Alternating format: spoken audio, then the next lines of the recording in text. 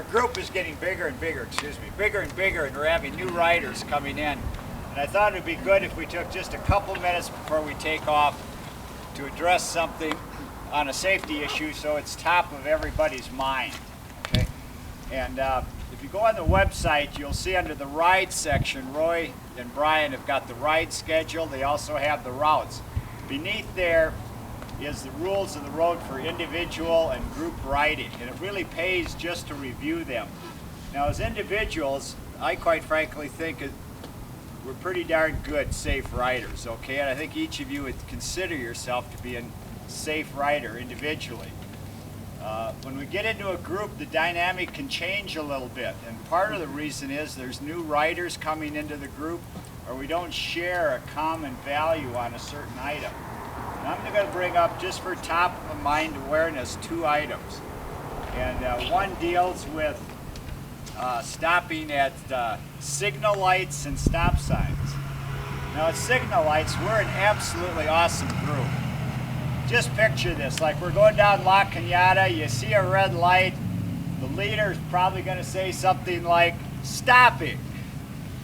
He may put out she may put out her arm like that. Other members will say the same thing. We all stop, we wait, we're relaxed, it turns green, and darn, we take off and go. We get an A in signal lights. Then we get the stop signs, and things get a little goofy right there. And I'll tell you why. Bicyclists hate stop signs, don't we? We hate them. We hate them. We hate them. And the reason we hate them is because it takes a lot of energy to get started again. Okay? That's why we hate them. Nonetheless, it's the law to stop at a stop sign. It's $162 in Tucson, and you get a better value out in Pima County. It's only $127, I'm told. So, but it is the law. But let's even forget the law just for a second. I think as a club, we are creating an unsafe condition all by ourselves. Forget the cars for a second. We come up to an intersection, if that first rider through doesn't stop, what happens to everybody behind him or her? They do the same thing. And pretty soon you get a little bit of a herd mentality going. The scanning at the intersections go way down, and if somebody in the middle of the line is going to stop, you may get the comment, "What are you stopping for? I almost hit you." Okay? And no member in this club should feel that they're at risk if they stop at a stop sign because of anybody else in this club. Do we agree on that? Yes. I mean, I think we owe it to each other.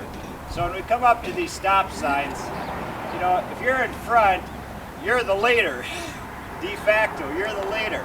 So you get to set the example. And you can just say words like stopping, put your arm out. You'd be surprised, everybody else will do it behind you.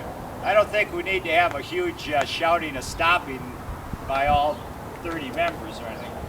So that's the deal on the stoplights, the stop signs. The second item is when we get to a 4-way stop, and I've seen this Friday as an example. When we get to a 4-way stop, we have the same rights and responsibilities as the cars that are at that same intersection. But here's what I see happening, and see if you picture it too. It gets a little confusing, and the drivers start saying, "Get going, get going, get going." And I think it's not that they like us and are so nice, it's that we're unpredictable. When we get to that stop sign, just top of the mind, stop behind the stop sign, just like you would with your car. Stay 2 abreast. Don't get a crowd. That freaks out the driver. And when it's our turn, you know, a bunch of us should go, but if there's a big group, I don't think it's fair that every other car needs to wait while 20 bicyclists take the entire turn.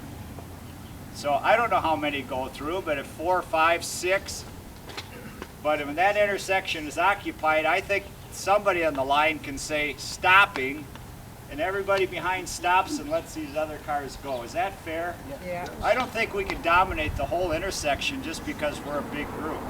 We can automatically subdivide into smaller groups using your judgment on doing it.